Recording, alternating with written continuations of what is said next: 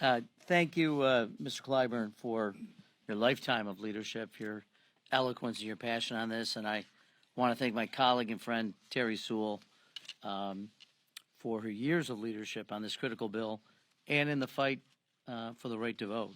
And thank you to everyone who's on the stage today. This is a remarkable gathering. I'm so grateful to be with all my colleagues, particularly grateful to Leader Jeffries for providing me with the opportunity to help lead the fight for the protection and strengthening of our democracy as the ranking member of the Committee on House Administration. We're all here because we recognize the incredible, magnificent power embedded in our freedom to vote.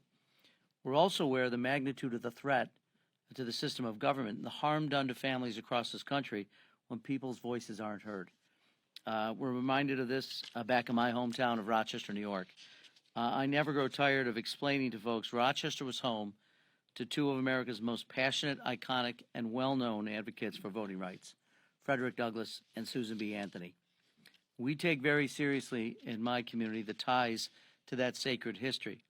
We also have a poignant connection to John Lewis. On Bloody Sunday in 1965, when John Lewis was bloodied and beaten, it was the nuns of the Sisters of St. Joseph of Rochester, New York, who gave him first aid. And he often credited them with saving his life.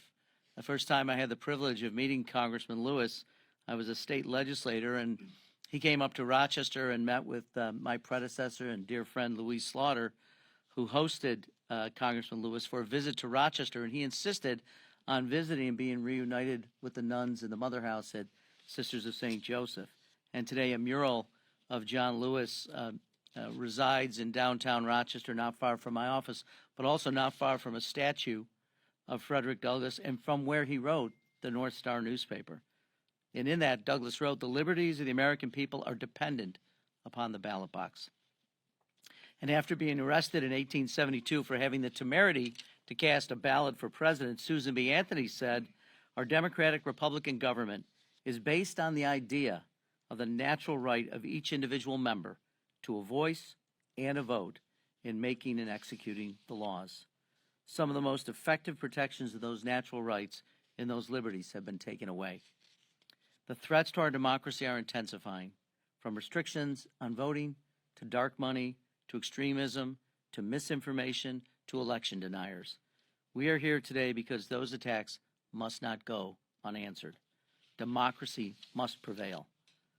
The John Lewis Voting Rights Act, together with the Freedom to Vote Act, which we introduced earlier this year, will restore the Voting Rights Act, strengthen our democracy, and ensure every single eligible voter in this country's voice is heard.